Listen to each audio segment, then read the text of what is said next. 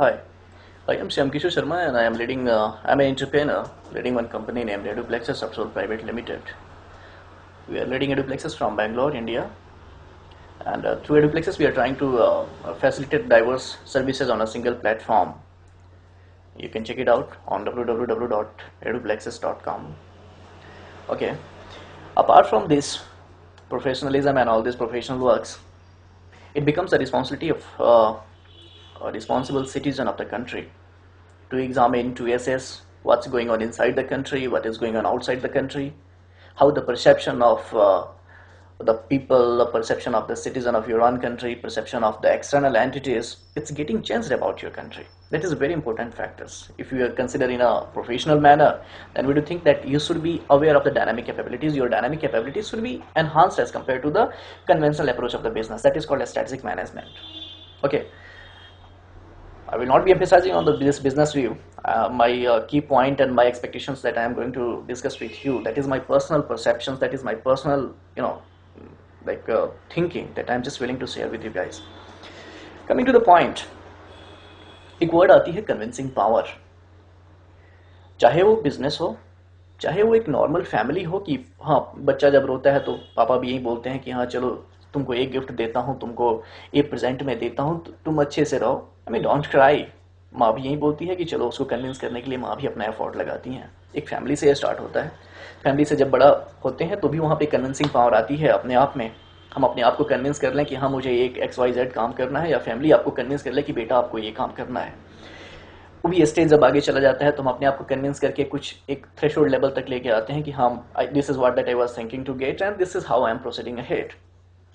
चीज़ें जब प्रोफेशनलिज्म की तरफ बढ़ जाती है तो हम इस प्रोफेशनल लाइफ में आ जाते हैं. वहाँ पे भी एक कन्विंसिंग पावर आ जाती है कि चलो अगर मैं अपने कंपनी में एक एज ए एम्प्लॉई वर्क कर रहा हूँ तो वहाँ मेरी कन्विंसिंग पावर होती है कि मैं अपने वर्क से अपने जो लीडर्स हैं उनको कन्विंस करूँ. अपनी क्वालिटी ऑफ वर्क से मैं दूसरे को कन्विंस करूँ. जब आप इंटरप्रेनर्स बन जाते हैं, आप एक बिजनेस में आ जाते हैं, वहाँ पे भी कन्विंसिंग पावर होती है कि through my services I be convincing my customers that I am the best, I can provide the services. Okay, this is the convincing power. दुनिया दो तरीके से, जैसे मैं समझता हूँ, वर्ल्ड इज लीडिंग इन सब डिफरेंट चैनल्स. एक चैनल जो आपकी नॉर्मल लाइफ की बन जाती है, यानी कि एक कॉमन सिटीजन जिसको आम आदमी बोलते हैं, एक वहाँ से चलती है. दूसरी चीज़, एक थ्रेशोल्ड ऊपर जब आ जाता है तो लोग समझते हैं कि हाँ ही इज़ एक नॉर्मल लैंग्वेज में बोलूँ तो वेल सेटल्ड हैं ये, या फिर वो सेलिब्रिटी आप मान लीजिए उनको. सेलिब्रिटी तो आप थ्रेशोल्ड पे चले जाते हैं. फिर भी एक पॉलिटिशियंस में जनरल होराइजन को मैं 3 पार्ट्स में डिवाइड करना चाहूँगा. फर्स्ट है जो कि कॉमन पीपल होते हैं, सेकंड होता है जो बिजनेस कम्युनिटी आप ले लीजिए, और थर्ड होता है आपका government side. Now coming, that is called politicians, politics you can say. Now coming to the point, जैसे मैंने स्टार्ट में भी बोला कि this is our responsibility to examine what's going on inside the country, what's going on outside of the country, how the perception of the people is getting changed and why it is getting changed. ये सारी चीज़ें ज़रूरी है. India independent हुआ 1947 में, फिर भी complete journey is approximately more than 65-67 years, even more than that. तो इन सारे होराइजन में जो चेंजेस हुए, ठीक है, एक स्टेज है, हम तो अभी hardly we are 28-29 years old. So इस केस में तो हम लोग वो नहीं जानते कि क्या हुआ 1947 में, 1962 अप टू वाट जब भी कुछ हुआ हम हिस्ट्री को उसको मान के समझते हैं. लेकिन हाँ, हिस्ट्री भी एक रेफरेंस होता है, और रेफरेंस से कुछ चीज़ें एक्सप्लॉइट करना ज़रूरी होता है, एक्सप्लोर करना ज़रूरी होता है कि उस समय क्या चीज़ें थी और आज क्या है. कंपैरिजन करना ज़रूरी होता है. अगर हम इसमें कंपैरिजन करके एक कंक्लूजन नहीं कर सकते, एसेस नहीं कर सकते कि चेंजेस हुए या नहीं हुए, पॉजिटिव डायरेक्शन में हम जा रहे हैं या नेगेटिव डायरेक्शन में जा रहे हैं, तो somewhere we are lacking. Okay, now coming to the point कि अभी हम लोग अगर प्रेजेंट सिनारियो में देखें कि लास्ट गवर्नमेंट जब से चेंज हुई है, गवर्नमेंट चेंज होने के बाद जो उनकी, ठीक है, अब जो मैं कन्विंसिंग वर्ड यूज़ कर रहा था, रिपीटेटिव वर्ड्स कन्विंसिंग सिर्फ इसलिए आ रही है कि सत्ता परिवर्तन हुआ या फिर जो भी आपका गवर्नमेंट के जो चेंज हुआ, वहाँ भी एक कन्विंसिंग पावर थी. वहाँ भी majority of the BJP people they were leading. ठीक है, वहाँ पे तो ये भी क्रिटिकल एक थ्रेशोल्ड बना दिए गए थे नरेंद्र मोदी जी की, हाँ अगर मोदी जी साहब आते हैं तो फिर will be voting for him, will be voting for the BJP. And that's what happened. I think this is unfortunate for the country. Personally I'm feeling proud of that कि चलो ठीक है, थोड़ी सी परसेप्शन तो चेंज हुई, बाहर perception तो change हुई, this is what I do examine. Now coming to the point कि यही कन्विंसिंग पावर है जो एक कंस्ट्रक्टिव कन्विंसिंग पावर होती है और एक डिस्ट्रक्टिव होती है. एक अगर आप साउंड सोसाइटी की बात करें तो वहां पे दो तरह की कन्विंसिंग पावर है. एक पॉजिटिविटी की तरफ ले जाती है और एक निगेटिविटी करती है. ठीक है, यही वो कन्विंसिंग पावर है जो करोड़ों की बिजनेस डील दिलाती है बिजनेस कम्युनिटी में. यही वो कन्विंसिंग पावर है जो एक बंदे को कंट्री में खड़ा करती है और 125 करोड़ का वो आज लीडर बन जाता है. यही वो कन्विंसिंग पावर है जो एक इस लोभ में कि हाँ you will be getting the haven if you do such kind of activities, वो क्राइम कराती है. चाहे वो सोसाइटी की कोई भी एलिमेंट हो, जरूरी नहीं होता है कि वो रिलीजन बेस्ड हो या जरूरी नहीं होता कि वो सोसाइटी बेस्ड हो. हाँ, यही कन्विंसिंग पावर है ना कि आज सीरियल किलर्स बन जाते हैं, कन्विंसिंग पावर के लोग मर्डरर्स बन जाते हैं, टेररिस्ट बन जाते हैं. Okay, so this is a destructive convincing power, as I do think. Now coming, that is not topic that I am willing to discuss right now. Last कुछ दिनों में जो हमारे पास भी होप था, हम तो उस समय बिजनेस में भी नहीं थे, तब से हम नरेंद्र मोदी साहब के बारे में जानते हैं. And I do respect it. After Atal Bihari Vajpayee, he is the first, I think, politicians whom I do respect personally. तो जहाँ तक उनकी बात है, एक मैं आई थिंक ये मेरी पर्सनल थिंक क्या है, उनके तो अपने बच्चे हैं नहीं या फिर उनके लिए तो पूरी कंट्री उनके बच्चे अपने बच्चे के जैसे हैं. लेकिन हाँ, मैं अगर उनको अपना एक रिलेटिव कंसिडर कर लूँ या फिर एक फैमिली मेंबर कंसिडर कर लूँ तो मैं उनको यही बोलूँगा कि क्रिटिक्स आती है and you are matured about that. उनसे ज़्यादा क्रिटिक्स तो किसी ने झेला नहीं होगा, जैसे मैं समझता हूँ. इंडियन पॉलिटिक्स में जैसे मेरी अवेयरनेस है या फिर जो कॉन्शियसनेस जब से मुझे इन चीज़ों का हुआ, तब से मुझे लगता है कि सबसे ज़्यादा क्रिटिक्स उन्हें नहीं झेला है. आई think that has made him stronger. Anyway, critics दोनों साइड से आते हैं. जैसे हम लोग बिजनेस में है फिर भी क्रिटिक्स आती है, पॉलिटिक्स में है तो आना ही आना है. अगर आपके ओपोनेंट्स हैं इस दुनिया में, अगर आप पूरी लाइफ के स्पैन में कोई ना कोई ओपोनेंट आपका ज़रूर होता है. उस ओपोनेंट में एक कंस्ट्रक्टिव पॉजिटिविटी लेकर के भी कुछ क्रिटिक्स आते हैं, कुछ निगेटिव भी आते हैं. अगर पुराने मूवीज़ में भी ऐसे होता था कि हाँ, अगर मुझे अपने अपोनेंट्स को डराना है तो तीसरे अपोनेंट को मैं लेके आऊँगा और उसके सामने बस आई will B harassing him and I will be even killing him. और फिर बोलेंगे कि देख, ये भी एक मेरा अपोनेंट था, मैंने इसको एलिमिनेट कर दिया रास्ते से, अब तो सोच ले कि मैं कितना स्ट्रांग हूँ. ये भी एक कन्विंसिंग चीज़ें होती है कि दूसरे वाले को on the basis of your capability you are trying to convince others, चाहे वो डिस्ट्रक्टिव ही है सोसाइटी के लिए. या that is a fact that is destructive. खैर, मेरी जो पॉइंट है, लास्ट कुछ दिनों में ठीक है मोटिवेशन अलग चीज़ होती है एंड लोगों को कन्विंस करना भी एक अलग. ठीक है, मोटिवेशन से ही कन्विंसिंग पावर कहाँ से आ जाती है. कुछ मोटिवेशनल थिंग जब लोगों को अच्छी लग जाती है तो मैं आपसे कन्विंस हो जाता हूँ. आप में कुछ अच्छाई है तो मैं आपसे कन्विंस हो जाता हूँ. आपकी सर्विसेज में कुछ अच्छाई है तो मैं आपसे कन्विंस हो जाता हूँ. The way of delivery is better तो मैं आपसे कन्विंस हो जाता हूँ. That is the convincing power. आपसे कुछ उम्मीदें हैं तो मैं कन्विंस हो जाता हूँ. मेरी ओवरऑल आज के जो डिस्कशन या फिर मैं जो भी कुछ बोलना चाहता हूँ, that is centralise, that is focused and emphasised on a single point, that is called उम्मीद. Okay, now Narendra sir, Modi sir, Narendra Modi sir, जैसे उनकी बात करें, लोग उनकी क्रिटिक्स करते हैं. अभी कुछ दिन पहले जो यूएसए गए या फिर जब से वो पॉलिटिक्स में आए हैं, पॉलिटिक्स तो नहीं बोलूँगा, जब से गवर्नमेंट फॉर्म हुई है तब से ऑनेस्टली अगर कोई सोचे तो इतना तो फैक्ट है कि he is always trying to do something for the country. I think वो सोते भी होंगे तो कंट्री के बारे में ही सपने देखते होंगे. उनके सपने में क्या है मुझे तो नहीं पता, बट हाँ, उनकी जो विल पावर है या वे ऑफ कम्युनिकेशन है, कभी कभी आंसू झूठ नहीं बोलते. That is a fact. तो वो जो कुछ भी कर रहे हैं that is towards positive direction only. We should be supporting him, चाहे वो कोई भी हो. अब ठीक है, जरूरी तो नहीं होता है कि एक ही आदमी, हमारे भी 100 ईयर्स का एक स्पैन होता है, उससे भी कम है इंडिया में तो average life.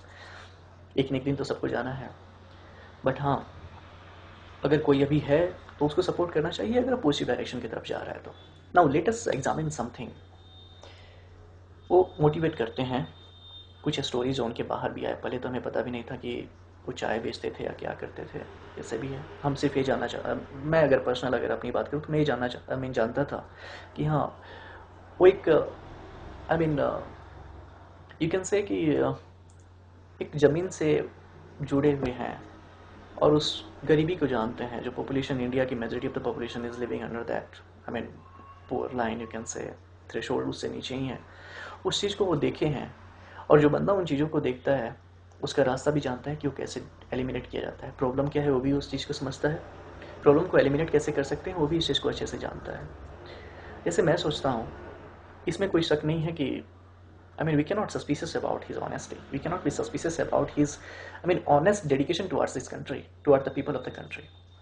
This is what I do feel, and I think most of the people will be realizing that. अभी कुछ दिन पहले उन्होंने एक अपना जो उन्होंने बोला कि हाँ मैं गरीबी से आया हूँ या फिर मैं चाय बेचता था, उनकी की स्ट्रेंथ भी है कि लोग कन्विंस हो जाते हैं। कन्विंस अब यहाँ पे क्यों हो जाते हैं? क्योंकि majority of the people are there जो इसी तरह के सिनारियों में आज जी रहे हैं, तो उनको एक उम्मीद बन जाती है कि हाँ अगर एक चाय बेचने वाला भी इस तरह से यहाँ तक पहुँच जाता है तो क्या पता हम भी कहीं शायद आगे सक्सेस हो जाएं। ये सारी चीज़ें हैं जो उनको भी एक कन्विंसिंग पावर का एक फैक्टर दे देती है, और आई थिंक बहुत बड़ा स्ट्रॉन्ग फैक्टर है जिसके थ्रू आई थिंक वो आज यहाँ पे पहुँचे हैं।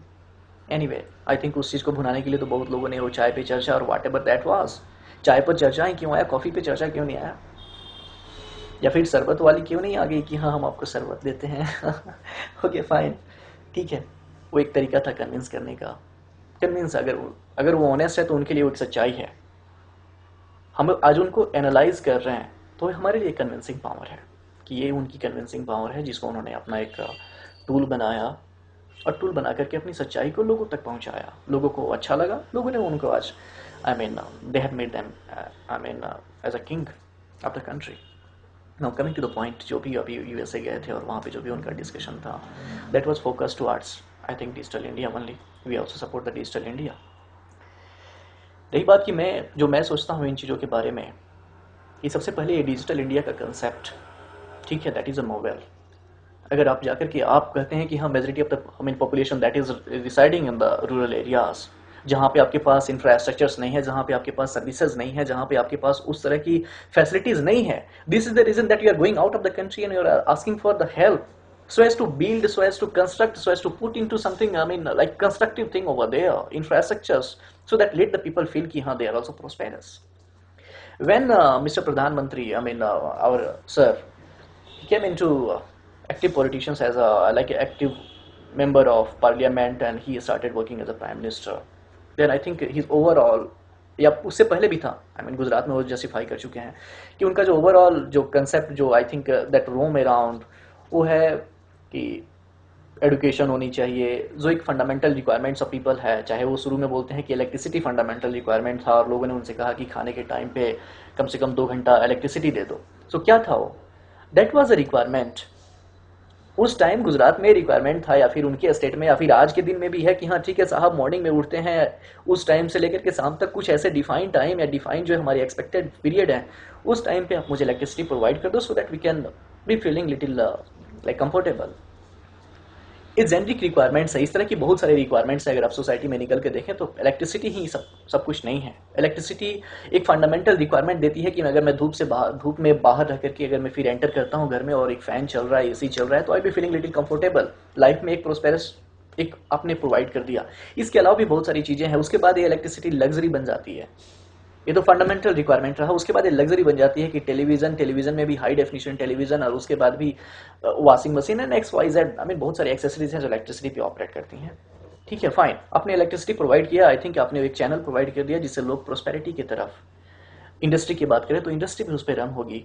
डिपेंडेंसी ऑन द जो कन्वेंशनल आपके रिसोर्सेज हैं फ्यूल्स के, वो आपके रिड्यूस आपने कर दिया। आप किस तरह से रिड्यूस किया, that is a generation process, we are not concern about that. Now coming to the point कि सबसे पहले अगर आप इन सारी चीज़ों को एक चैनलाइज प्रोस्पेरिटी देना चाहते हैं, आपका था या स्किल डेवलप करना, आपका था एजुकेशन प्रोवाइड करना, एक फंडामेंटल रिक्वायरमेंट है वो प्रोवाइड करना। हाँ, रोटी कपड़ा मकान आपने कभी, मैंने ज़्यादा फोकस्ड पॉइंट तो नहीं देखा आपके किसी भी भाषण में या किसी भी जो भी आप लोगों के साथ आप प्रपोज करते हैं उसमें मैंने रोटी कपड़ा मकान ये 3 फंडामेंटल वर्ड्स नहीं देखा, क्योंकि ये मूवीज़ की बात ही रह गई। अब रोटी कपड़ा मकान से लोग थोड़ा ऊपर आ चुके हैं।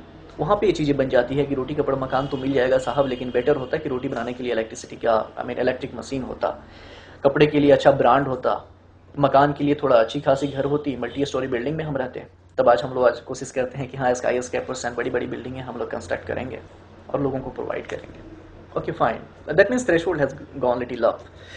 Okay, fine. So let us first define what is garibi.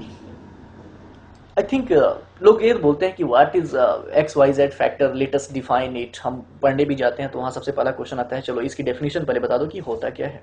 हम पूरी दुनिया समराइज कर रहे हैं किस चीज़ पे? हम अपनी पूरी जो प्रपोजल दे रहे हैं out of the country, in side the country, वो चीज़ें सिर्फ इसी पे है कि साहब मैंने दो पार्ट में डिवाइड कर रखा है, एक है गरीबी से नीचे और एक है गरीबी से ऊपर। गरीबी से ऊपर जाऊंगा तो मैं वहाँ पे कन्विंसिंग पावर मेरा डिफरेंट होगा, जब गरीबी से नीचे गांव में जब जाऊंगा या फिर उस पर्टिकुलर शहर में भी गरीबी है वहाँ पे जाऊंगा तो मेरा वो एक डिफरेंट थ्रेशोल्ड होगा। आई थिंक इस चीज़ को एक अगर हम डिफाइन कर लें, ये चाहे कितनी भी डिजिटल इंडिया या मेक इन इंडिया जो भी इनिशिएटिव्स हैं, जब तक हम लोग इस गरीबी को डिफाइन नहीं कर पाते तब तक कैसे आप आई मीन इसकी बेनिफिशियरी को कैसे आप सेलेक्ट करेंगे कि इससे कौन बेनिफिट होगा? जब तक इस गरीबी को आप डिफाइन, आप 26 रुपीज, 27 या 50 rupees, whatever X Y Z amount, ये कोई थ्रेशोल्ड नहीं है। लाइफ में एक जगह आप लग्जरी कार उसी रोड पे दौड़ाते हो और उसके जो आपके जो साइड में एक रिक्शा वाला रहता है, आपको नहीं लगता कि there is a difference between this? I mean true कि उसी रोड पे एक मर्सिडीज भी चलती है, उसी रोड पे एक रिक्शा वाला भी पूरे दिन पसीना बहाता है। आप इसको कैसे डिस्क्रिटाइज करोगे? क्या थ्रेशोल्ड है उस दोनों के बीच में कि आप एक गरीब है और एक धनी है? हाँ, देखने में तो ये गरीब है, ये धनी है क्योंकि वो आया और चला गया इतने लग्जरी से कि गरीब वाला भी उसके उम्मीद से उसको देख रहा है। फाइन, ठीक है, ये कंट्री है और आई थिंक कंट्री क्या दुनिया है, आज आपके पास है कल आपके पास नहीं है, या फिर किसी के पास है किसी के पास नहीं है, that is a true fact. Fine, we do understand that. तो फर्स्ट जो मेरा सजेशन होगा कि एक प्रॉपर एडमिनिस्ट्रेशन देने के लिए आपको सबसे पहले एक डिस्क्रीट लाइन क्रिएट करना पड़ेगा कि गरीबी क्या है, गरीब कौन है, आप उसको डिफाइन कर लीजिए सबसे पहले। Now coming to the point, जब हाँ मैं भी आपसे यही बोलना चाहता था, आई मीन चाहे वो हमारे गवर्नमेंट इनसाइड द गवर्नमेंट है या फिर बाहर के जो लोग भी हैं, कि ये गरीबी सिर्फ चंद रुपए की नहीं होती, गरीबी सोच की होती है। हम भी गरीब हैं, आप भी गरीब हैं, I think so, majority of the people will be like that, feeling like that.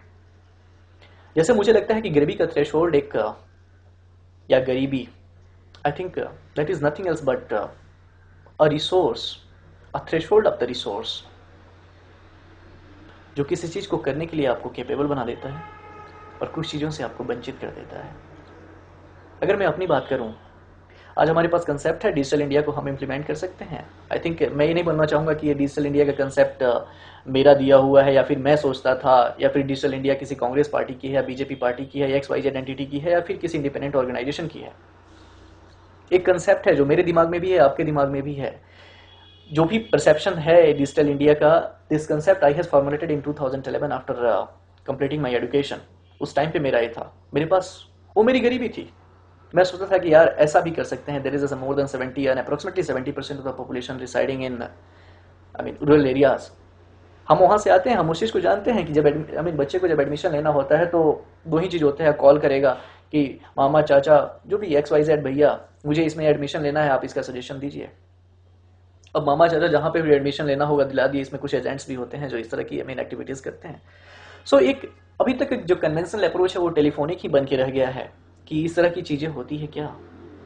लेकिन हाँ, एक्सपेक्टेशंस तो उस समय भी था कि काश मेरा अप्रोच ऐसा होता कि मैं इन चीज़ों को कर लेता। अगर चाचा मामा से मैंने फ़ोन किया कि चाचा यहाँ पे एडमिशन लेना है और चाचा जी बोलते हैं अच्छा ठीक है मैं पता करके बताता हूँ, 2 दिन तक उनका कॉल नहीं आता है, फिर तो हम बेचैन होते हैं।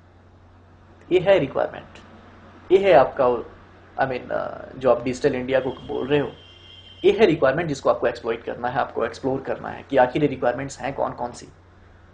अगर चाचा जी मेरे और मामा जी मुझे कॉल नहीं करते, भैया जी मुझे कॉल नहीं करते, तो मैं क्या करूँगा? अगर मैं गांव से आता हूँ और मुझे बेंगलोर में एडमिशन लेना है, दिल्ली में एडमिशन लेना है, तो क्या करूँगा?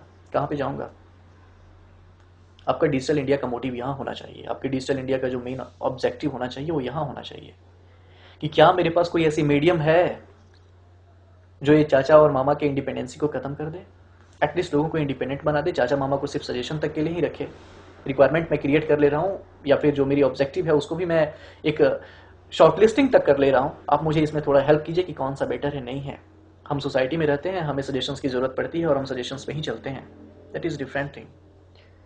लेकिन हाँ, ये सारी चीज़ें हैं जो आप डिजिटल इंडिया को अगर इंप्लीमेंट करना चाहते हैं तो डिजिटल इंडिया का फोकस क्या है? ये नहीं है कि 125 crore people I mean in sudden 1 day या 1 ईयर या 6 महीने के अंदर आई मीन उनके पास ये सारी फैसिलिटीज अवेलेबल हो जाएंगी कि हाँ वो भी गांव के बच्चे एक्सबॉक्स पे खेलना शुरू कर देंगे और I mean this kind of facilities. So I mean, you can facilitate all of the 125 crore people simultaneously and at the one time. That is not going to be possible. That is a practicality. Now considering it कि okay fine, आखिर वो चीज़ क्या थी? 2011 में मैंने इस चीज़ को सोचा कि हाँ डिजिटल इंडिया का एक ऐसा कंसेप्ट आ सकता है जिसमें ये सारी की सारी सर्विसेज प्रोवाइड की जा सकती है और गांव वाले को भी एक प्रोस्पेरिटी, जो आपकी 3 पॉइंट्स हैं कि हाँ लाइफ स्टाइल उनकी बेटर होगी, प्रोस्पेरिटी आपकी बेटर होगी, रिकॉग्निशन उनको मिलेगा। रिकॉग्निशन इन द सेंस कि हाँ जान पहचान, लोगों को जानना पहचानना, लोगों के आई मीन लोगों के करीब आना, बाहर की दुनिया को देखना। अब जरूरी तो नहीं है कि आपके हर एक इंडिया के हर एक इतना प्रोस्पेरस या फिर इतनी प्रोस्पेरिटी उनको मिल जाएगी कि यूरोप टूर पे और फॉरेन टूर पे चले जाएंगे, ऐसा तो नहीं होगा। पहले तो अपने फंडामेंटल नीड को ही पूरा करने में उनको परेशानी होगी, या फिर अगर आप प्रोस्पेरस उनको बनाते हैं, आप बोलते हैं कि हाँ ठीक है गल्फ कंट्री है, यूएसए यूके है, people are prosperous, but it doesn't matter कि सारे यूएसए वाले इंडिया आकर के घूम चुके हों या सारे यूएसए वाले नेपाल जाकर के दर्शन करके आए हों। It's not going to be possible. Okay, सबकी एक अपनी थ्रेशोल्ड होती है, सबकी एक लाइफ की एक जीने का एक तरीका होता है। हाँ, बट आप एक रूलर हैं, आपकी एक रिस्पॉन्सिबिलिटी ये बनती है कि आप एटलीस्ट उस क्रिटिकल थ्रेशोल्ड तक आप लोगों को सर्विस प्रोवाइड कर दें जिससे उनमें आई मीन ये फीलिंग हो कि हाँ now I can lead a better life, now this is your responsibility. मैं अगर अपनी बात को समराइज करूं यहाँ पे इस गरीबी को लेकर के, तो गरीबी सिर्फ एक थ्रेशोल्ड है जो हमें 2 कंक्लूजन देती है कि क्या मैं कैपेबल हूं या क्या मैं कैपेबल नहीं हूं। अगर फाइनेंस एक गरीबी को डिफाइन नहीं कर सकता कि हाँ फाइनेंस आपके पास है तो आप अमीर हैं, फाइनेंस नहीं है तो आप गरीब हैं, आई थिंक इसके बीच में एक कड़ी और भी होती है, उम्मीद। पूरी दुनिया आज मोदी जी को बोल रही है या फिर हमारे प्रधानमंत्री साहब को बोल रही है कि वो चाय बेचते थे। जो क्रिटिक्स हैं, जो मैं आपको शुरू में भी बोला कि क्रिटिसिज्म होती है, तो क्रिटिसिज्म तो आपके अपोनेंट से भी आएगा। आप अपनी माँ को याद करके रो लेते हैं तो भी आपके आई मीन ये तो शेमलेस चीज़ें हो जाती है कि उसको भी आप क्रिटिसाइज़ करते हैं। हम इंसान हैं, अगर हमारे अंदर वो भी नहीं है तो फिर हम क्या कर सकते हैं कि अपने के लिए अभी कभी रो भी नहीं पाए, तो फिर तो आप मशीनरी बन गए, आपके अंदर इमोशन ही नहीं है। जब इमोशन ही नहीं है तो आप दूसरे की क्या सेवा करेंगे। अगर आप माँ के लिए, अपने माँ बाप के लिए अगर आप थोड़े आंसू नहीं बहा सके कभी उनकी याद आने पे, तो फिर आप दूसरे की क्या सेवा करेंगे। I don't think so. ये प्रैक्टिकलिटी है, आई थिंक प्रैक्टिकल थिंग्स हैं जो आप और हम अच्छे से समझ सकते हैं इस चीज़ को। आई मीन यही चीज़ें हैं जो मुझे और आपको समझने की ज़रूरत है कि अगर आंसू पे भी लोग अगर पॉलिटिक्स करना शुरू कर दें तो फिर that is seamless. Okay fine, now coming to the point. आज तक मोदी जी भी आई मीन हमारे प्रधानमंत्री सर एम्फेसाइज करते रहे कि मैं चाय बेचता था, या फिर उनके जो साथ में लोग हैं वो लोग भी इस चीज़ को एक स्ट्रेंथ बना लिए कि हमारे जो प्रधानमंत्री का वो कैंडिडेट है जो चाय बेचता था। अपोनेंट्स हैं वो ये बोलते थे कि जब चाय बेचने वाला ये कर सकता है तो मैं क्यों नहीं कर सकता, उसको भी उन्होंने भुनाने का कोशिश कर लिया।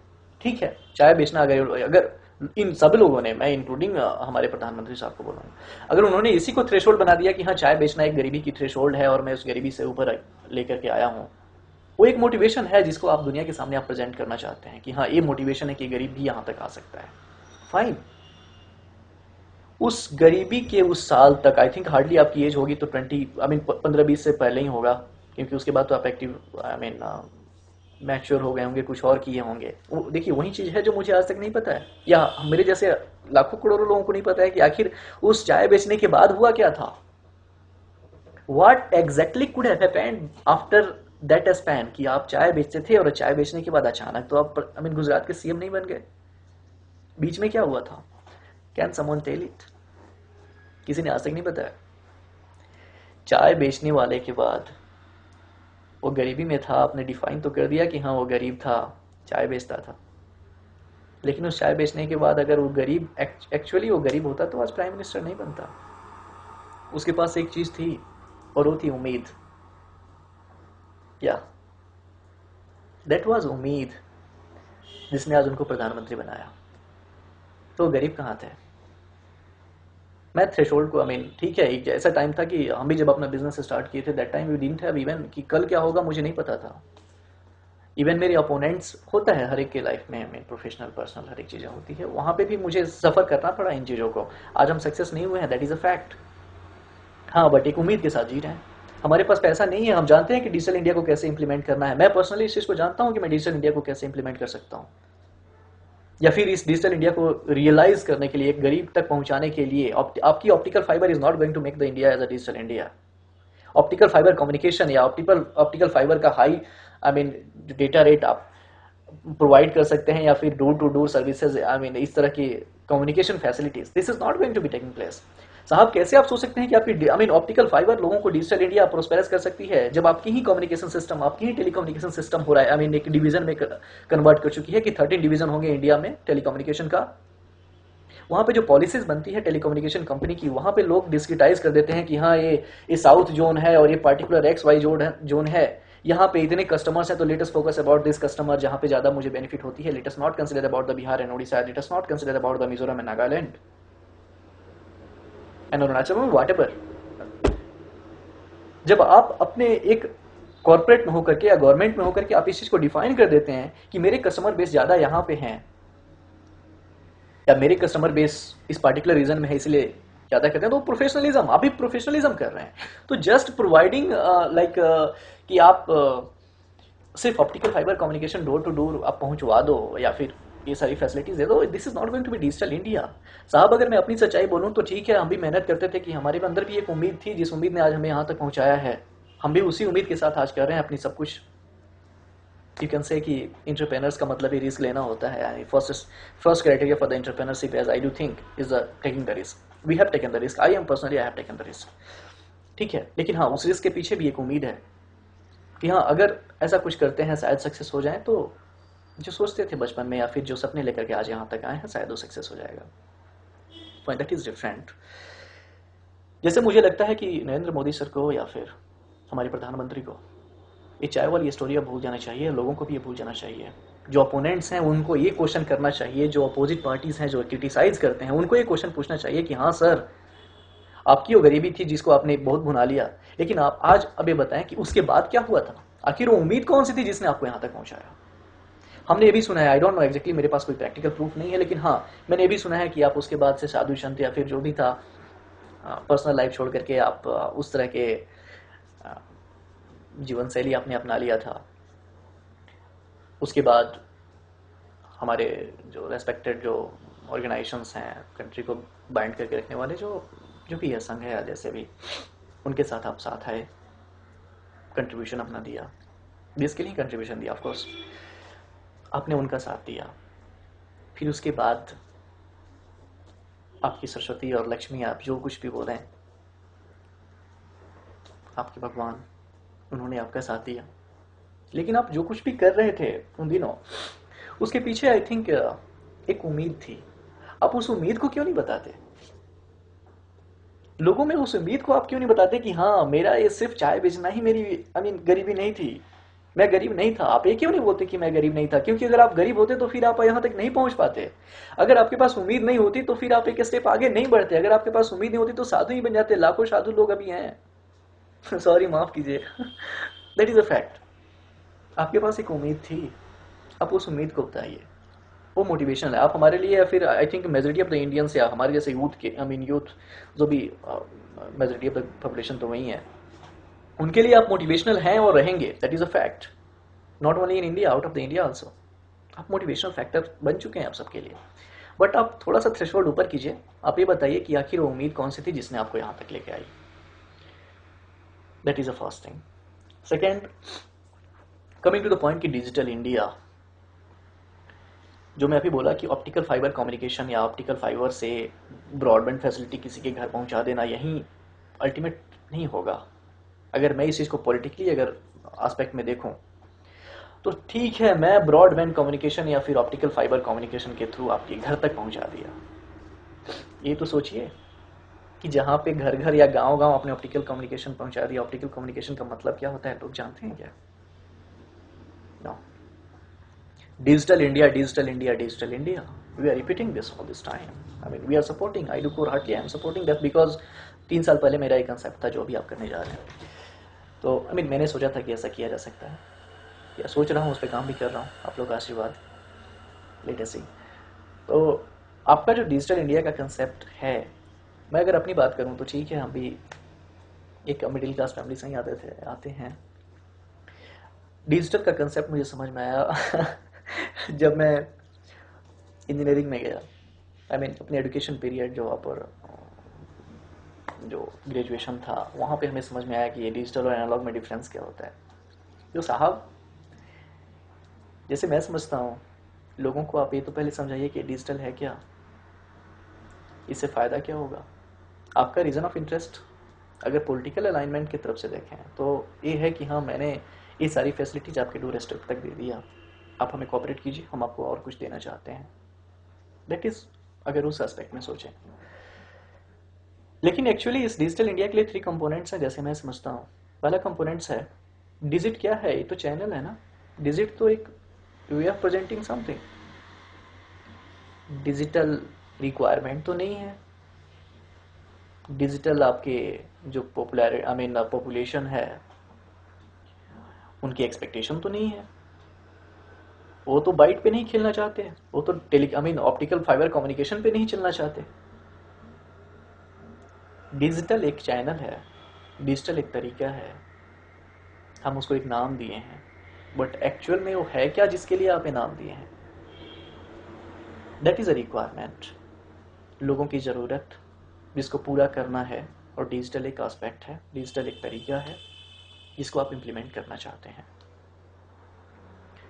अब अगर मैं जो मेरी थिंकिंग है कि ठीक है डिजिटल इंडिया इम्प्लीमेंट होना चाहिए, अगर मैं आपकी जगह पे होता तो साहब मैं बहुत कुछ सोचता।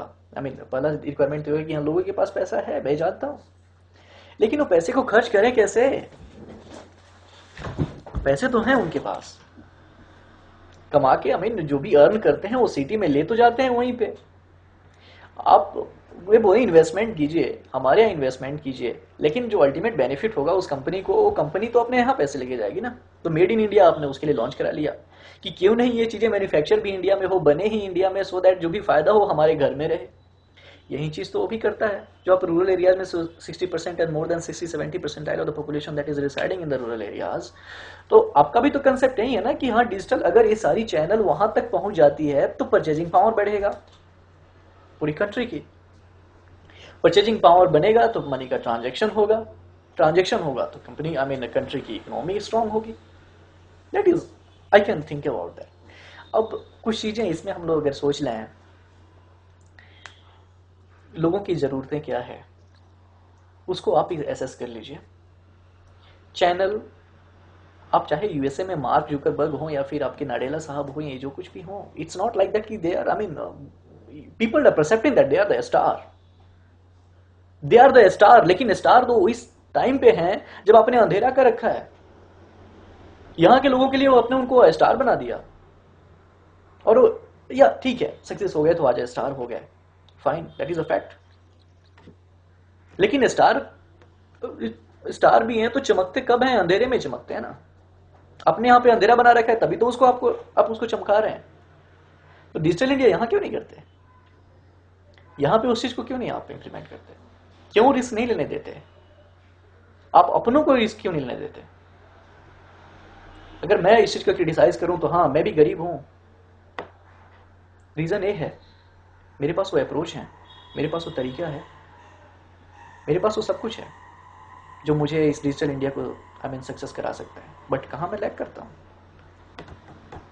मैं लैग करता हूँ वहां पे कि इसको सपोर्ट करने के लिए पैसे चाहिए, इसके लिए इन्वेस्टमेंट चाहिए, और मैं भी जानता हूँ कि उसमें कितना इन्वेस्टमेंट चाहिए और कैसे सक्सेस होगा। लेकिन आप क्या करेंगे? आप बाहर की फंडिंग लेके आएंगे इंडिया में, वो रिस्क लेंगे, और मैं भी जानता हूँ कि ये सक्सेस जरूर होगा। People are hungry for this. जो भी सर्विसेज हैं, आप आई डोंट नो, हो सकता है कि आप मुझसे ज़्यादा जानते हो या फिर मैं तो कुछ भी नहीं जानता, सॉरी फॉर दैट। मैं इन चीज़ों को ज़्यादा नहीं जानता, मुझसे भी ज़्यादा एक्सपर्टीज लोग हैं या फिर ऐसे लोग हैं जो बहुत ज़्यादा एसेस किए होंगे, इस चीज़ को एग्जामिन किए होंगे, वो मुझसे ज़्यादा जानते होंगे। बट ये फैक्ट है कि हाँ, हमने भी उस पर कुछ काम किया है और हम भी जानते हैं कि लोगों की क्या ज़रूरत है और उसको किया कैसे जा सकता है। मेरे जैसे 1000 लोग होंगे, लाखों लोग होंगे, आप इनको क्यों नहीं करते? रिस्क इनको लेने के लिए आप क्यों नहीं बोलते? मैं जानता हूँ इसकी मजबूरी क्या है, या फिर हम लोग समझ सकते हैं कि इसकी मजबूरी क्या है। इसकी मजबूरी ये है कि यहाँ पे उतना बड़ा रिस्क लेने वाला कोई है नहीं। लोग ये समझते हैं कि कुछ ऐसा बनाओ जो बिक जाए और कल ही बिक जाए, पैसे मिल जाए। Mean few days back when I was talking to my father, मैंने उनसे बोला कि मैं इस तरह का कुछ कंसेप्ट है जो मैं चाहता हूँ कि अपने अपने ज़मीन के लिए मैं कुछ करूँ। मेरे पास पैसे नहीं है, that is different thing, but हाँ, हम मैनेज करेंगे इसके लिए। मैं स्टार्ट करना चाहता हूँ, जो भी उनका प्लस माइनस से भी है कि अगर मैं एक एंटिटी यहाँ पे अगर इसको स्टार्टअप देता हूँ तो लोग इसको एज अ दुकान समझेंगे कि छोटा सा दुकान बना दिया। इसलिए पापा मैं चाहता हूँ कि मैं इस चीज़ को एक लार्जर स्केल पे इसको हम लोग इम्प्लीमेंट करें। इससे क्या होगा कि पीपल का परसेप्शन चेंज होगा। बहुत सारी हमारी स्ट्रेटजी थी जो मैंने उनके साथ डिस्कस किया मोर देन 1 आवर, क्योंकि आई थिंक ये प्रैक्टिकल 40 सेकेंड या 50 सेकेंड में अपने घर पे बात कर पाता हूँ। हार्डली 1 मिनट 2 मिनट की बात होती है। वहाँ पे मैं उनके साथ 1 घंटा में इस चीज़ को डिस्कस किया, सिर्फ इसलिए कि वो वहाँ से हैं, वो इस चीज़ को जानते हैं कि लोगों की रिक्वायरमेंट क्या है, कहाँ सक्सेस होगा। उन्होंने भी अपनी पॉजिटिविटी निगेटिविटी हर एक चीज़ बताई कि लोग इस तरह की इन्वायरमेंट में थोड़ा सा ये यहाँ रिस्क है, लोग ऐसे करेंगे नहीं करेंगे, like that I do talk to the people, I do always try to explore about that कि हाँ एग्जैक्टली ऑन ग्राउंड ट्रूथ क्या है इसका। फाइन। तो ओवरऑल जो हमारा अप्रोच है या फिर अप्रोच रहा है डिजिटल इंडिया का, मैं आपसे यही रिक्वेस्ट करूंगा या फिर जो भी हमारे जो एंटिटीज़ हैं जो इस पर विलिंग हैं करने के लिए, सबसे पहले तो आप रिकॉग्नाइज करें कि वो रिक्वायरमेंट है क्या, उसको आप लोगों की ज़रूरत बना दें। और जो ये डिजिटल का कंसेप्ट है उसको आप एक चैनल में ही रहने दें। ये हमारी कंसेप्ट होगी। आप भूल जाएं कि ऑप्टिकल फाइबर कम्युनिकेशन और ऑप्टिकल कम्युनिकेशन 5 साल में आएगा, लेकिन 5 साल में क्या इलेक्शन के पहले ही आएगा क्या? उसके पहले लोगों का क्या लाइफ स्टाइल है? और अगर कोई करना चाहता है तो फिर आप उसके साथ क्यों नहीं जाना चाहते? अरे अंधेरा ही करना है तो उसको एक सामने रख करके पीछे बैकग्राउंड में कुछ अंधेरा कर दो ना। अंधेरा भी कर दो तो पॉजिटिविटी करो कि वो साइन कर जाए। Why don't you do that? Fine, ठीक है। Digital India, I think we do support it, we will support it and we will do for it, क्योंकि इंडिया से बड़ी मार्केट आई डोंट थिंक आने वाले टाइम में भी कोई होगा इन चीज़ों के लिए, स्पेशली इन सारी चीज़ के लिए। लोगों की परचेजिंग पावर इंक्रीज हो चुकी है, लोगों की परचेज पावर कही या फिर इनका जो ओवरऑल एक इनकम है वो भी इंक्रीज हो चुका है। लोग अब अपनी लाइफ स्टाइल, जो आपने कहा कि हाँ आपकी जो स्किल डेवलपमेंट है वो भी होनी चाहिए, उसके रेस्पेक्ट में एम्प्लॉयबिलिटी इंक्रीज होनी चाहिए। एम्प्लॉयबिलिटी इंक्रीज होगा तो उसके बाद लोगों का इनकम इंक्रीज होगा, इनकम जब इंक्रीज होगा तो उसके बाद प्रोस्पेरिटी, ओवरऑल प्रोस्पेरिटी इंक्रीज होगा, कंट्री स्ट्रॉन्ग होगा। This is what that we are expecting. आजकल गांव की अगर बात करते हैं तो वहाँ पे क्या होता है कि हाँ बेटा थोड़ा बहुत पढ़ने में ठीक है या फिर जैसे भी है तो एक काम करो, कहीं एडमिशन दे दो, बाहर गाँव से चला जाए। अब उस डिजिटल को समझने वाला गाँव में बचा कौन? डिजिटल इंडिया का आपका कंसेप्ट ऑप्टिकल फाइबर कम्युनिकेशन का, उसको समझने वाला गाँव में बचा कौन? क्या करेंगे? कोई बोलता है कि हाँ मैंने सुना कि हाँ रीजनल लैंग्वेज में मैं एंड्रॉयड ऐप इम्प्लीमेंट कर दूंगा या फिर रीजनल लैंग्वेज में ये कर दूंगा वो कर दूंगा। एप्लीकेशंस तो हैं, शहर में तो लोग लग्जरियस लाइफ जी रहे हैं, मेट्रो सिटी में तो लोग फुल ऑन अपनी लाइफ जी रहे हैं। साहब इस डिजिटल कंसेप्ट को समझाएगा कौन उन्हें? फर्स्ट थिंक अबाउट दैट कि उनकी रिक्वायरमेंट क्या है, एक्सप्लोर द रिक्वायरमेंट कि उनकी ज़रूरतें कहाँ है, कहाँ पे उनको लाइफ हो। जब शहर से बाहर जाते हैं तो स्काई स्क्रैपर्स को देखते जरूर हैं, बट उनकी ये उम्मीद ये नहीं होती कि हाँ मैं इस स्काई स्क्रैपर्स में रहूं। जैसे मेरी पर्सनल परसेप्शन है कि people do think skyscrapers, people do think कि मर्सिडीज है, बट दे डोंट थिंक कि हाँ next moment they are going to sit inside that Mercedes. No, उनकी ये परसेप्शन होती है कि हाँ एक उम्मीद बनती है। मेरे फादर के पास भी, मेरे पेरेंट्स के पास भी उम्मीद थी, मेरी फैमिली के पास एक उम्मीद है जो मुझे आज करने के लिए मजबूर कर रहा है। अदरवाइज मैं भी कहीं पे सिक्योर होकर के एक अच्छा खासा जॉब करता है या फिर जैसे भी थे, अपॉर्चुनिटी तो मेरे पास भी थे, लेकिन वो चीज़ करता रिस्क पे क्यों लाया? एक उम्मीद थी उनकी, उस उम्मीद के लिए मैं कर रहा हूँ। तो don't let the people discretise, don't distinguish the people on the basis of the poorness and like you can say कि उनकी गरीबी और उनके प्रोस्पेरिटी पे आप डिस्टिंग्विश मत करो, उनकी ज़रूरतों पे डिस्टिंग एम्फेसाइज करो उनकी ज़रूरतों पे कि उनकी ज़रूरत है क्या। If you could do that then I think that is the best. ज़रूरतों को एनालाइज कर लेना और ज़रूरतों के अकॉर्डिंग ये डिजिटल का जो चैनल बना लेना, that is true concept of the digital India. Not like कि हाँ लोगों को डिजिटल इंडिया के नाम पे हम लोग अपना बस एक फेवर कलेक्ट कर लें, एक जो पॉलिशिंग का जो काम कर रहा है कि फ्लेवर नया जुड़ जाएगा उसके साथ में, that's not going to be successful. अगर आप उम्मीद दिलाते हैं ठीक है, उम्मीद दिलाइए। अब डिजिटल इंडिया अगर आप जाकर के रूरल एरियाज में किसी से पूछते हैं कि साहब डिजिटल इंडिया के बारे में जानते हो, नो, वी डोंट नो क्या है ये। आई मीन आई डोंट थिंक, मैंने पूछा भी कुछ लोगों से, digital India I mean Modi sir incorporate करना चाहते हैं। मैंने कुछ लोगों से पूछा कि क्या इसके बारे में आपको पता है। ओके, हम बिजनेस में हैं, इस चीज़ को एसेस करते हैं, हम भी जानना चाहते हैं कि हाँ आपकी इस जो पॉलिसीज है, चूंकि डिजिटल इंडिया पे तो हम भी सोचे थे, मैं भी वही करना चाहता हूँ जो आप करना चाहते हैं। हमारे पास एक लिमिटेशंस हैं कि हाँ हम फाइनेंशियली कहीं ना कहीं हम स्टक हो जाते हैं। वहाँ पे जाकर के कि हाँ चलो अगर अपना 2 यूनिट कहीं पे लॉन्च करता हूँ किसी रूरल एरिया में या कहीं पे, तो लोग उसको आई मीन छोटे एंटिटी को समझ करके परसेप्शन वहाँ पे उतना स्ट्रांग नहीं रहेगा जैसे मैं अगर 20-30 या फिर हंड्रेड्स ऑफ द आउटलेट्स एक बार मैं अगर लॉन्च कर दूँ वहाँ। अगर मैं 20-30 with a better posh infrastructure and सारी चीज़ें मैं डिजिटल इंडिया के लिए जो मेरी परसेप्शन है, जो मेरा कंसेप्ट है लॉन्च करने का, अगर मैं उसको इनकॉर्पोरेट करता हूँ तो पीपल विल थिंकिंग कि अरे यार कुछ तो यूनिक है इसके पास, ये तो कुछ अच्छा देगा, चलो हमें ये नहीं करना होगा, घर बैठ के हम ये सब सारी चीज़ें करेंगे। वो नहीं ढूंढ रहे हैं कि वो टाइप करने नहीं जा रहे हैं। जो कंसेप्ट है हमारा, I am just sharing with this कि जो चीज़ें आप या हम उस चीज़ को कर सकते हैं वो है उनकी ज़रूरतों को डिफ़ाइन करना, ज़रूरतों को डिफ़ाइन करने के बाद कुछ ऐसा करना, आई मीन जो उनको जो आपकी जो overall I mean objective prosperity के है उनको ये दे सके। उनकी जो प्रोस्पेरिटी इन द सेंस कि उनके पास अगर पैसा आएगा तो ऑब्वियस ही बात है वो भी तो एक्सटर्नल फ्लेवर लेने का कोशिश करेंगे ना, कि हाँ मेरे पास थोड़ा बहुत है, चलो ये देखते हैं बाहर क्या अपॉर्चुनिटी है या शहर के लोग कैसे अपनी लाइफ जीते हैं या फिर उनकी क्या अप्रोच है। वो सारी चीज़ें वो भी चाहते हैं, चाहे जैसे भी हो। इंसान मैनेज करके तो पूरी लाइफ निकाल ही देता है, लेकिन हाँ चाहता है कि अच्छे से मैनेज करे, कोई भी इंसान हो। आपकी सारी कंसेप्ट वहाँ पे सक्सेस हो सकती है। तो डिजिटल इंडिया को आप एक सिर्फ फ्लेवर ना बनाएं, डिजिटल इंडिया को सिर्फ आप एक ओवरऑल ऑब्जेक्टिव ना बनाएं, डिजिटल इंडिया को आप एक उम्मीद की तरह से प्रेजेंट करें। मेरा ये परसेप्शन है कि digital India should be like a way, a motivational factor that I mean you can say कि उनकी इनसाइट अंदर से एक फीलिंग होनी चाहिए कि अच्छा मेरे पास भी ये हो सकता है, क्या ऐसे भी हो सकता है। I mean I was talking to my father, I literally asked that ये सारी चीज़ें हैं जो मैं चाहता हूँ कि मैं एक सेंट्रलाइज तरीके से यहाँ पे प्रोवाइड करूँ, और मैं चाहता हूँ इसके लिए मैं वहाँ पे इंसेप्शन डालूँ अपना, आई मीन एक एंटिटी वहाँ इंक्रीज करूँ। उनका था अच्छा क्या ऐसा यहाँ पे नहीं है क्या। आई नो कि वो सब कुछ इन चीज़ों के बारे में थोड़ी बहुत तो ज़रूर नॉलेज रखते हैं, लेकिन फिर भी उनका एक आई मीन एक क्वेश्चन वो की है कि अच्छा यहाँ पे ऐसी चीज़ें नहीं है क्या। दैट मीन्स क्या रीज़न था।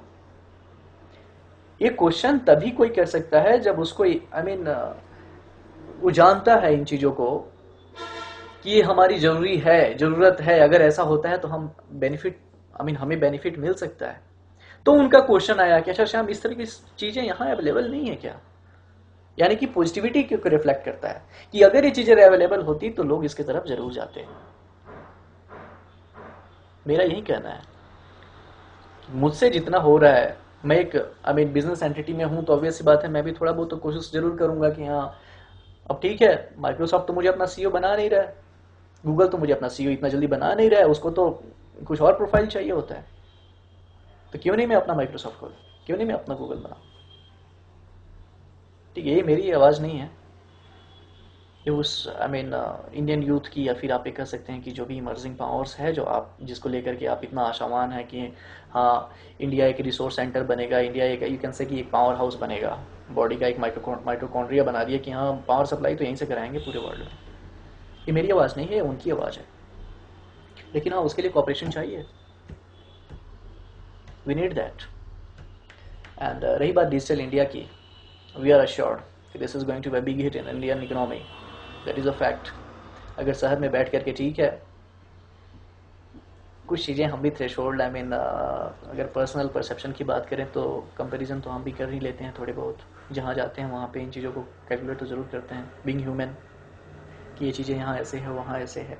तो digital India is going to be a great success in the Indian economy, अगर उसको एक प्रॉपर तरीके से चैनलाइज करके ऑपरेट किया जाए। और this is what I do think. But हाँ आप दूसरे स्टार को चमकाने के चक्कर में ऐसे नहीं करें कि अपने यहाँ अंधेरा कर लें, मेरा ये अप्रोच है, या फिर मेरा ये रिक्वेस्ट भी है आपसे। सबसे पहले मैं चाहता हूँ चाहे वो अपोनेंट्स हैं, आपके पॉलिटिकल अपोनेंट्स हैं या फिर जिस तरह के भी अपोनेंट्स हैं सोसाइटी में, कि अगर कुछ चीज़ें कुछ फोर्सेस हैं जो कंस्ट्रक्टिव जा रही है तो आप उसके साथ चलें, न कि उसको आप आई मीन रीथिंक या फिर उसको सेकेंडरी थॉट के लिए आप बाध्य कर दें। सेकेंड थिंग मैं चाहूँगा, मोदी सर से चाहूँगा कि मोटिवेशन आप एक मोटिवेशनल फैक्टर थे, मोटिवेशनल फैक्टर हैं और मोटिवेशनल फैक्टर आप रहेंगे। बट सबसे अच्छा होता है, बहुत ही आई मीन एक बहुत बड़ी कंट्रीब्यूशन होती है इस इंडियन यूथ के लिए कि आपके पास वो उम्मीद क्या थी, अगर वो भी चीज़ आप लोगों को बताएं। क्योंकि गरीबी पे हमने बहुत खेल लिया, गरीबी को बहुत भुना लिया, ये चाय वाले कंसेप्ट को हमने बहुत भुना लिया। अब रियली आखिर वो उम्मीद क्या थी? हो सकता है कि वैसी उम्मीद एक पेरेंट्स में बने, हो सकता है वैसी उम्मीद एक बच्चे में बने। आपने वो रास्ता तो नहीं बताया, आज तक आपने सिर्फ यही बताया कि मैं चाय बेचता था। आखिर वो उम्मीद क्या थी आपके अंदर? आप उस चीज को क्यों नहीं बताते दूसरों में कि मैं कैसे गया आगे, कैसे निकला, या फिर उस टाइम पे मेरे आई मीन मेरे अंदर क्या वो चीजें थी जो मुझे ऐसा करने के लिए आई मीन प्रेरित की, that motivated you to do all those things. I think that is going to be the true and only the true motivation that you could provide to the society, to the people. एक उम्मीद, गरीबी एक कमजोरी थी आपकी, उम्मीद आपकी strength थी। आज तक आपने सिर्फ अपनी कमजोरी बताई है, उम्मीद क्या थी आज तक आपने नहीं बताया, या फिर आपकी स्ट्रेंथ क्या थी आपने नहीं बताया। Please make us privileged to get about that, to know about that, and to implement that with ourselves. That is the first thing that I would like to request to you. Second, कि जो digital India का concept है, I don't know कि हम उसके लिए capable हैं या नहीं हैं, बट या we also have some approaches. हम भी चाहते हैं, मैं अपनी इस कन्फेशन के थ्रू भी ये बोलना चाहूँगा कि हाँ, तो कुछ तरीके हैं जिससे हम लोग सक्सेस पा सकते हैं, कुछ तरीके हैं जिससे हम लोग आई मीन डिजिटल इंडिया को इम्प्लीमेंट कर सकते हैं, बट उसके लिए हमें आपकी हेल्प की ज़रूरत पड़ेगी। डिजिटल इंडिया का कंसेप्ट एक तरीका है, डिजिटल इंडिया का कंसेप्ट लोगों में एक प्रोस्पेरिटी डालने का एक तरीका है, लोगों में एक लाइफ स्टाइल देने का एक तरीका है, लोगों में जो I mean down trodden side से आते हों, जहाँ से भी आते हों, एक सोसाइटी के नीचे से नीचे जो तबका है वहाँ से भी जो लोग आते हैं, उनको भी एक पूरी वर्ल्ड का कि हाँ ये चीज़ें ऐसी है, लोग ऐसे जीते हैं, या फिर आप भी ऐसे कर सकते हो। और ठीक है, हिडन एजेंडा आपकी हर एक बिजनेस में भी होती है, हर एक पॉलिटिक्स में भी होती है, हिडन एजेंडा के बिना कुछ नहीं होता। हो सकता है मैं अगर एक financial institution, government of India के फाइनेंशियल इंस्टीट्यूशन के साथ अगर जुड़ा हूं, तो डिजिटल इंडिया को सिर्फ इसलिए इंप्लीमेंट करूंगा कि लोगों से मैं खरीदारी करा सकूं। डिजिटल इंडिया के कंसेप्ट में सिर्फ इसलिए अप्लाई कराऊंगा कि उससे लोगों की परचेजिंग पावर को मैं इंक्रीज करा सकूं, और परचेजिंग पावर जब इंक्रीज कराऊं तो या उसको कन्वर्ट भी करूं ट्रांजेक्शन में, वो मेरा कंसेप्ट होगा। लेकिन जब मैं एक बिजनेस में हूं तो इस चीज को फिर भी मैं सोचूंगा कि हाँ, उनके पास अपॉर्चुनिटी है, उस अपॉर्चुनिटी को क्रिएट कर सकूं। अगर मैं अपॉर्चुनिटी को क्रिएट करता हूं, उसके बाद लोग की ट्रांजेक्शन पावर या फिर जो उनकी परचेजिंग पावर है, ultimately that is going to be increased. ठीक है, so this is what I will be suggesting, and जो मैं सोचता हूँ, सजेस्ट तो नहीं करूँगा, बट हाँ, जो भी मैं सोचता हूँ, ये मेरी परसेप्शन इस चीज़ के लिए है। सेकेंड, हमें भी चाहते हैं कि हाँ ठीक है, इंडिया इंटरप्रेनर्स के लिए एक इमर्जिंग प्लेस तो बन ही चुका है, हमें भी चाहिए, आई मीन बनना भी चाहिए, आई मीन टू से कि बनना भी चाहिए, क्योंकि आपके पास कस्टमर बेस है, आपके पास वो अपॉर्चुनिटी है कि आप छोटे छोटे जो कंट्री है उससे ज़्यादा पॉपुलेशन आपके पास है, मोर देन 10 कंट्री। एमएनसी तो आपके यहाँ खुद, आई मीन एमएनसी परसेप्शन ही छोड़ दो, तो वैसे वैसे बहुत सारी कंट्रीज तो तुम्हारे इंडिया में समा जाएगी। Think about that. उसके लिए अपॉर्चुनिटी पहले क्रिएट कीजिए, अपॉर्चुनिटी क्रिएट करने के बाद डिजिटल को आप एक चैनल बनाइए, जो कंसेप्ट आपका डिजिटल इंडिया है उसको आप एक चैनल बनाइए। जरूरी नहीं है कि आपकी ऑप्टिकल फाइबर इन चीज़ों को सक्सेस करा देगी, क्योंकि बेटा तो दिल्ली में रहता है, बेटा तो बेंगलोर में रहता है, बेटा तो मुंबई में रहता है। इस कंसेप्ट को समझेगा कौन, समझाएगा कौन? आप उस चैनल को बनाइए उस डिजिटल के through.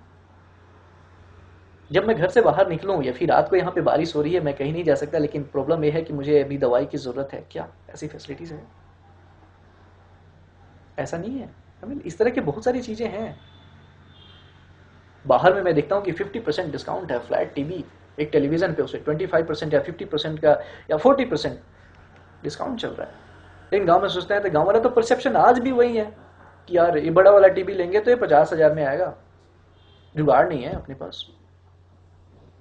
Have you made them aware कि नहीं, सोसाइटी में एक और भी जगह है जहां पे 50,000 की टीवी 30,000 में मिलती है?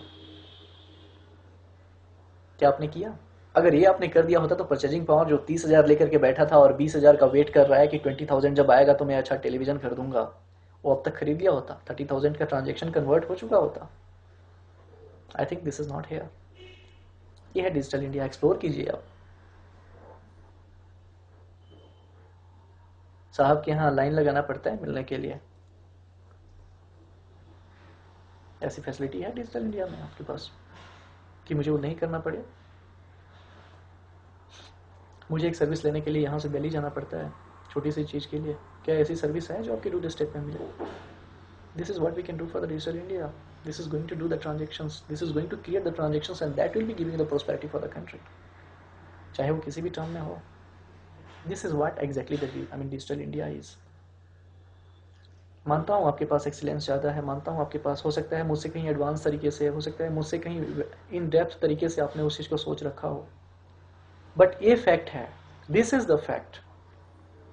जो कुछ भी आपने सोचा है, जो कुछ भी आप कर रहे हैं, वो सक्सेस की तरफ जा रहा है, कंपनी को प्रोस्पेरिटी की तरफ तो जरूर लेके जा रहा है, बट हाँ, this is the time to reconsider the fact, ground truth, कि क्या चाहिए लोगों को।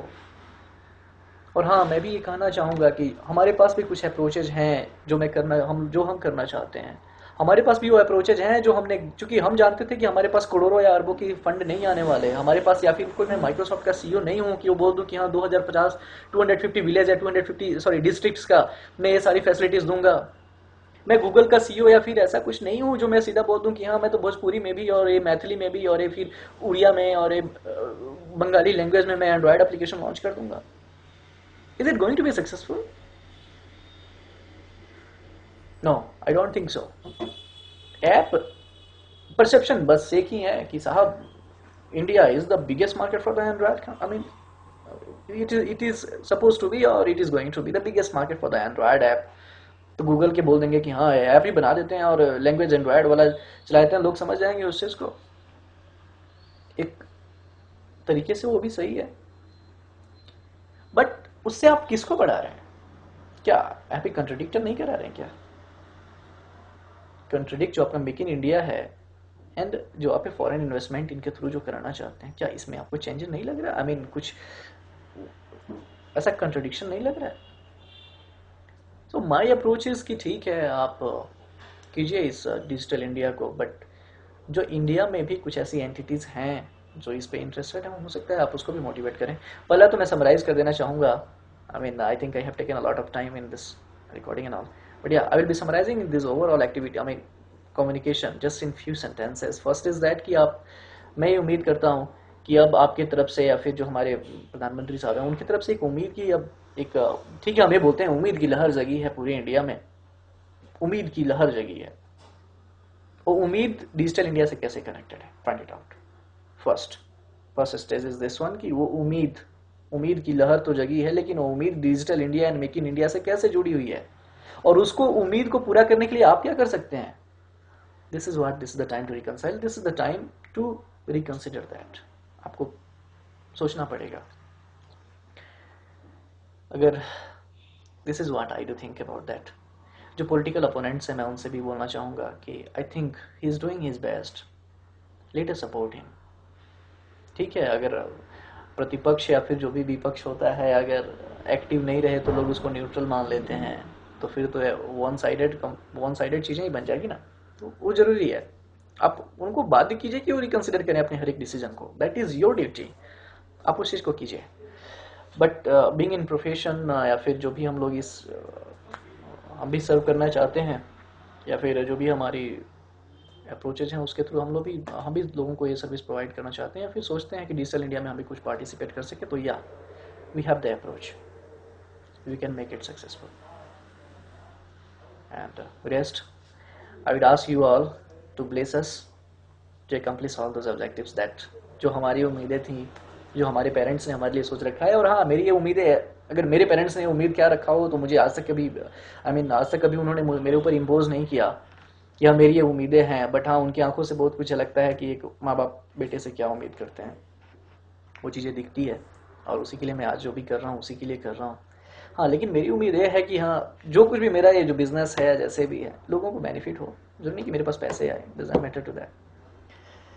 और मेरे जैसे हाँ जो उम्मीद मैं लेकर के आज जी रहा हूँ, या फिर जो हर एक माँ बाप का एक बेटा जो उम्मीद लेकर के जीता है, वो थोड़ा सा एम्पावर्ड हो, उसकी उम्मीद थोड़ी बड़ी हो कि वो भी स्टार बन के एक दिन चमके। मेरी ये चीज़ें, I mean this is what I am thinking about. Digital India एक ऐसा कंसेप्ट है जो प्रोस्पेरिटी देगा, एम्प्लॉयबिलिटी देगा, स्किल देगा, और जो आपका रोटी कपड़ा मकान है वो तो प्रॉब्लम ऑलरेडी सॉल्व हो चुका है। So be assured for the success for that. Thank you.